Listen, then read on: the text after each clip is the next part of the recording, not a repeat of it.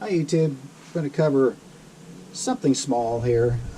A lot of folks have done this video, but at the same time, never hurts. You might find a little something different. Engine is stone cold. Okay, engine is stone cold. Hold on.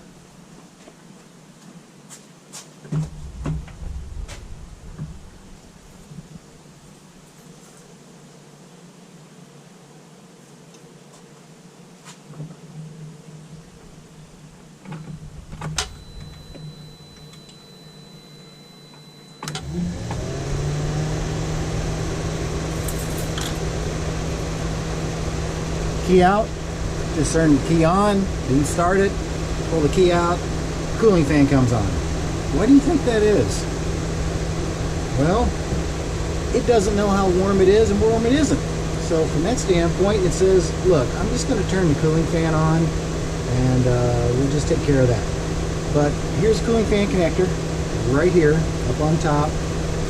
Has a yellow and gray, and then a brown and black. The sensor is hard to see because, as you see the thermostat housing here, it's right below. It's tucked in right underneath. So we're going to have to get in there and deal with it. But along with that one, we're going to go ahead and swap out the thermostat. So the coolant's draining. From the previous video you saw that we had just done the from the previous video we had just done the oil pan, and we'll follow up on that one shortly.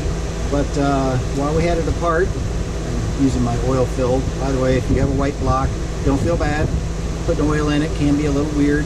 I recommend you get one of these, which is a cap, and this little funnel fits right in it, and it makes it very neat and tidy, so you don't have to mess around with all that drama.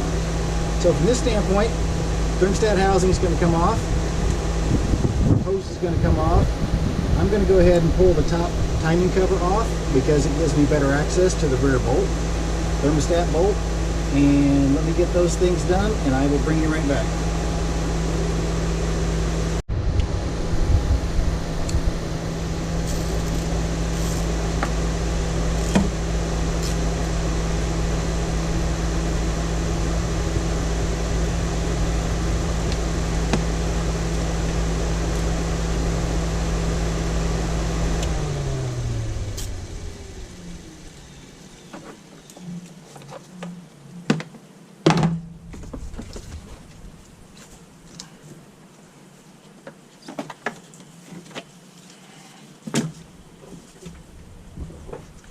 Okay, just pull that top timing cover off. This is the bolt. When the timing cover is in position, it covers it. So now we can come in with just a straight shot. Okay. And it looks like I need to be doing a timing belt. Like, right away. Oh, great. What else you gonna do? Okay, timing belt on these are not too bad. Okay, so we're going to go ahead and proceed and get the thermostat done. I've got the coolant draining, and we'll get started. Let's check. Okay, pretty much out of that upper radiator hose. You don't have to drain the entire system down, but I'm just going to get that out of the way. Bring you right back. Okay, two bolts broken loose. They're Torx. These are the habitually get chewed up by maybe not suboptimal tooling or potentially suboptimal equipment in the manufacturer. But it doesn't matter, they are available. I have an extra set here just because. Okay, just a little bit. Just going to set that over to the side. The thermostat itself has an O-ring.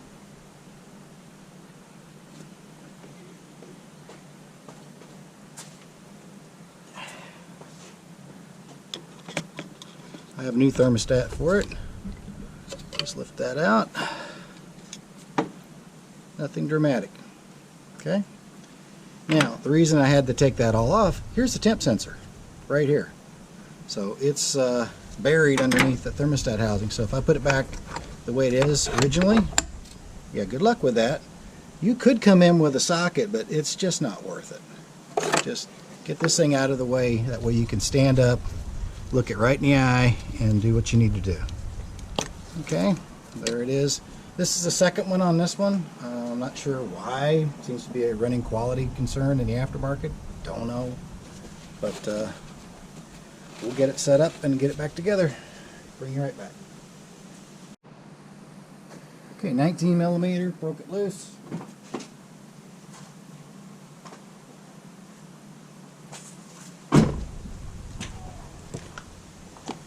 Volvo thermostat.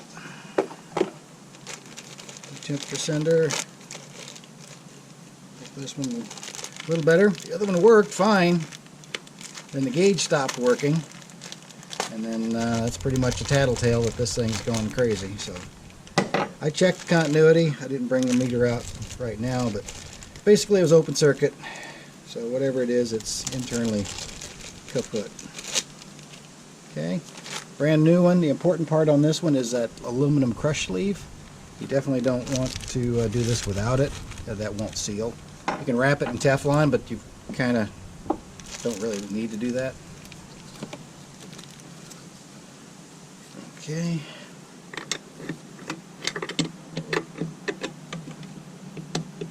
Alright.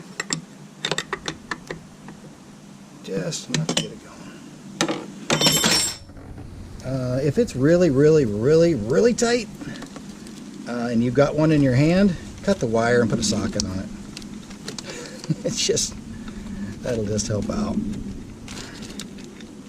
Okay, looks to be the same one. Everything looks to be the same.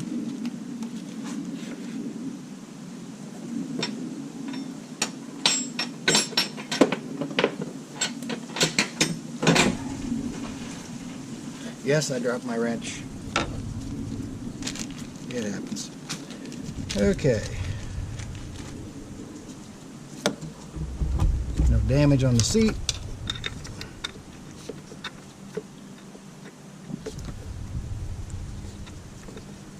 Okay.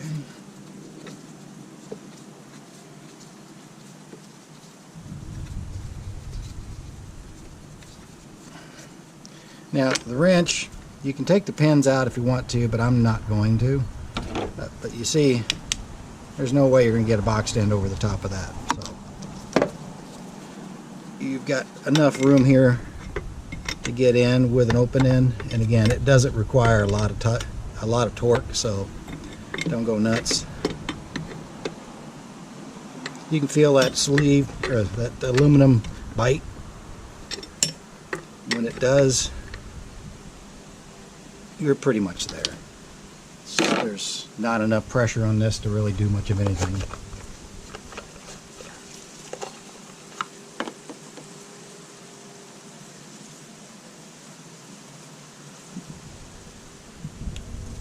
And got the new Volvo thermostat. Paid wasn't that much more, so I decided to go ahead and get it. Okay, here's a shaker ball. Inside, it's a little jiggle ball. If you've ever dealt with steam stuff, jiggles around. It goes to the highest point. That will be the burp point. So I've got it pointed up. Okay. And then the thermostat housing is going to sit back down nicely on top of it. If it's kicked up on one side or the other, you know you got it wrong.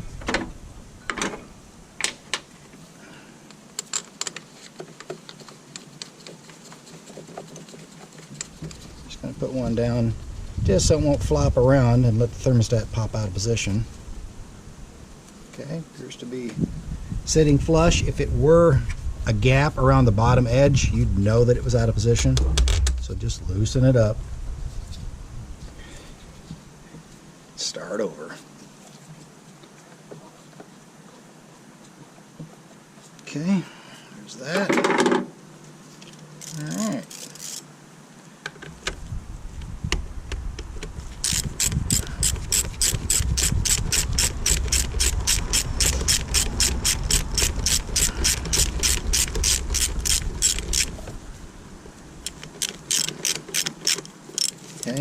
If you come in with a Torx at a side angle, that's one of the ways you'll chew these bolts up. So I ordered a couple. They were readily available, but these seem to be in good condition. We'll put them in the box for the next one. Okay. And then we make the connection.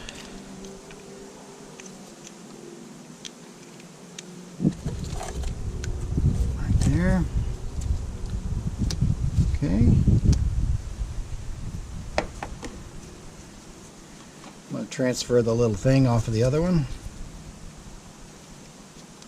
Got a little pick. I'll take care of that.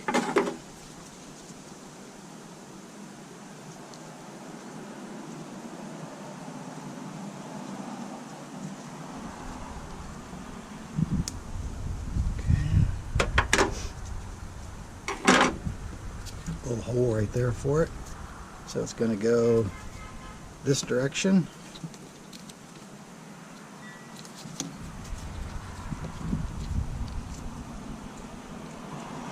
A little slot right there. Boom. In position. Voila. We refill the cooling system and we are ready to go. Alright, thanks. Look, well, Dan, hey, wait, whoa, you're pulling a fast one. Let's see what happens. Alright, let me do the key on thing I just did. Let's see what happens.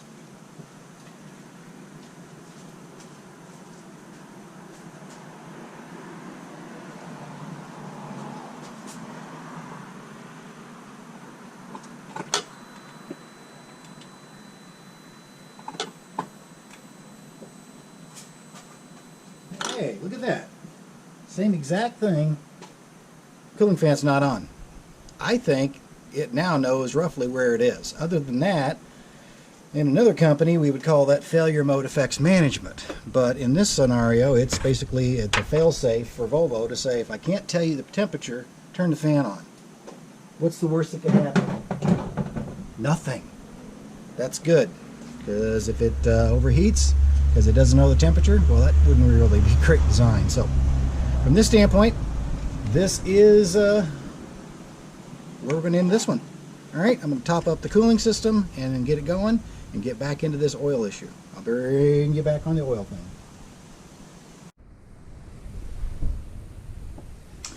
Hi YouTube, here's the thermistor we looked at today. Pinouts look okay. Everything seems to be okay. Let's check continuity. Now this is a thermistor, and I believe you can see OL, open loop, means no good. Alright, let's be fair. That was a snap-on. Let's take the same measurement with a fluke. Fluke measures 0. So, we have an open circuit in here. I don't know if it's the thermistor element itself. I don't know if it's a pinout, it's bad crimp. I don't know. Plugged the new one on, seemed to work fine. Test drove it, worked fine. Cooling fan's there. This was actually causing a 45, 55 mile an hour light throttle surge, because it was really just kind of guessing on what the temperature was, so it didn't work out. So from that, it tests bad and it demonstrated bad, so we're going to say we put the new one in, it fixed it. So it wasn't the mating coupler, it wasn't the engine ground, it wasn't anything like that. This thing is wide open. It's very interesting. It's not something you'd usually find. High resistance, but a complete open? I don't know. We'll take a look.